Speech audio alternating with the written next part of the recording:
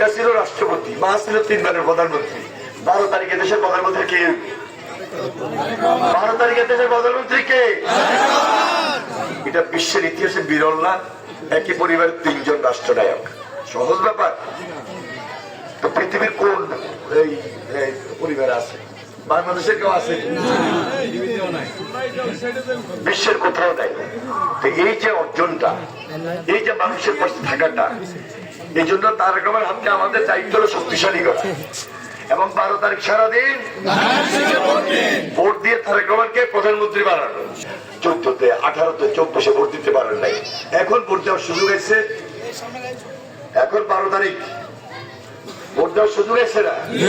সুযোগ দিই, তার শেষে ভোট দেওয়া। এনি চৌধুরীকে ভোট দেওয়া মানে তারেক রহমান প্রধানমন্ত্রী হওয়া। তারেক রহমান প্রধানমন্ত্রী হওয়ার পর আমি জানি দীর্ঘদিন আপনারা বঞ্চিত ছিলেন, অত্যাচারিত ছিলেন, অবহেলিত ছিলেন। আপনাদের আবদার, আপনাদের দাবি সব উপেক্ষিত হয়েছে, কেউ করে নাই। এমপি ছিল না নির্বাচিত।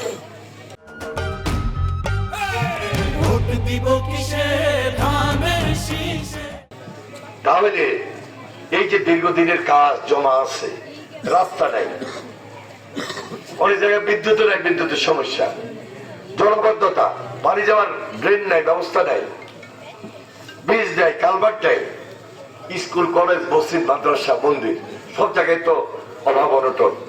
সামাজিক ভাবে অনেক পরিবার অভাব অনটনে পড়ে গেছে। অনেক মধ্যবিত্ত পরিবার, নিম্ন মধ্যবিত্ত পরিবার কারোর কাছে চাইতে পারে না, হাত পাইতে পারে না, লজ্জা, ইজ্জত। কিন্তু তারেক রহমান বলেছেন বাপের মতো, মায়ের মতো, আমি মেগা প্রজেক্ট করব না। তার মানে গ্রামের মানুষের পাশে থাকবেন, গ্রামের উন্নয়ন করবেন। গ্রামে তো ভোট, গ্রামে তো মানুষ। শহরে কজন থাই আমরা? শহরটা শহরের মতো হইব, কিন্তু গ্রামে তো সবচেয়ে বেশি হইব। গ্রামকেও শহরের মতো করি, সুযোগ সুবিধা দিতে হবে। এটা হলো তারেক রহমানের নিজস্ব পরিকল্পনা।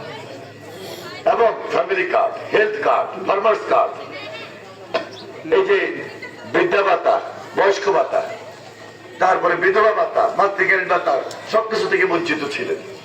বেকার যুবক যারা আছে এই যে আমার সঙ্গে, তাদের পড়ালেখা শেষ করে চাকরি বাকরি নেই, কর্মসংস্থানের ব্যবস্থা নাই।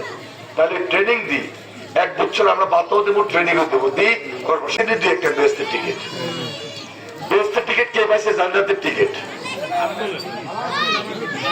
এটারা কেউ বেহেশতের টিকিট পাইছে উপরে যারা